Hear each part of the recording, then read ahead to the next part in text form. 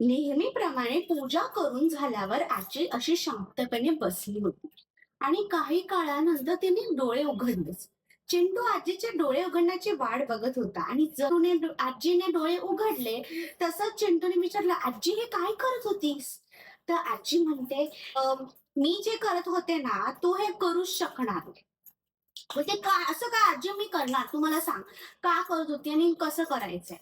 की बघ, आपण दररोज रात्री झोपतो की नाही, कारण आपण सतत दिवसभर काही ना काही, तू शाळेत जातो, क्लासेस जातो, खेळतो, दमतो आणि मग तू झोपतो, मग त्याने आपल्या शरीराला आराम देतो. मी सुद्धा काही ना काही काम करत असते, मग दमते, झोपते.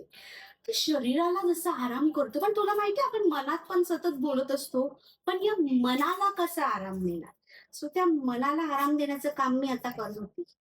ते म्हणजे म्हणजे जेव्हा आपण डोळे बंद करून असं बसतो आणि आपल्या श्वासावर लक्ष देतो, तेव्हा होतं, की हळू-हळू आपल्या विचारांची संख्या कमी होते आणि त्यामुळे मनाला आराम मिळतो.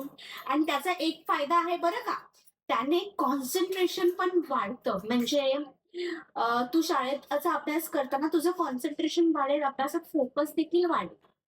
पण हे फक्त एक दिवस करून चालत नाही. आपण 8 दिवसातनं एकदाच झोपतो का? आपल्याला त्यासाठी दररोज मनाला आराम दिला पाहिजे.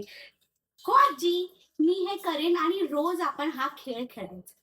सो अशा प्रकारे चिंटू आणि आजी दररोज डोळे बंद करून शांत बसायला लागले.